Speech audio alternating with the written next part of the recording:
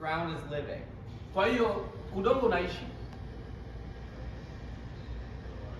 I took these samples. Amechukua hiyo mifano.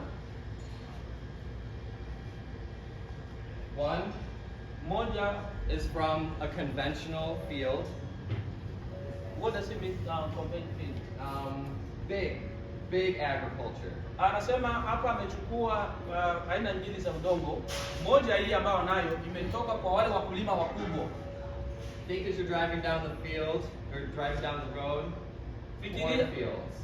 Fikiria kama unaendesha gari kwenye shamba la mahindi. I'm going to pass this around so you can kwa see hiyo the difference. huo udongo utapita na sote tutaenda tunauona.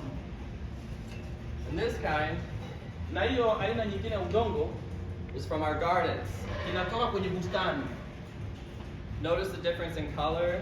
Je, mnaona kuna utofauti wa rangi kati ya hii na ile? Notice the difference in consistency.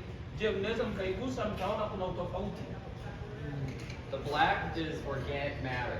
Kwa hiyo hii nyeusi ni virutubisho ambavyo viko vya asili.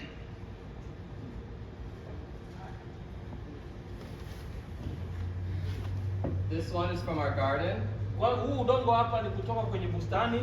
And this one is from the big field. Na hii hapa ni kwa zile shamba kubwa. Notice the many living organisms. Je, mnaona hapa namna gani kuna wale wadudu ambao wanakwenda kutengeneza udongo kuwa mzuri? Redworm, Hii ni ile tunaita kwa lugha zetu vyambo, vinyamburuwe. Sisi kwa Kiswahili tunaita nini? Wale wadudu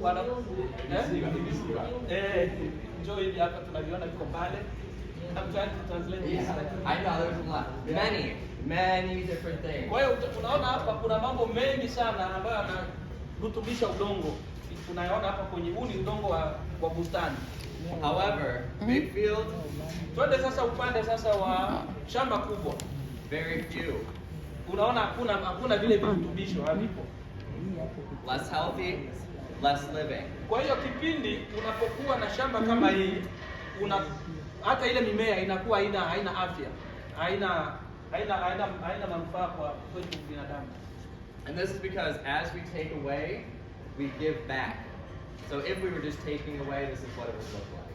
Kwa hiyo kipindi tunapochukua vile vitu tunavyovuna tena tukirudisha, hata inayo inaweza kugeuka kama hivi.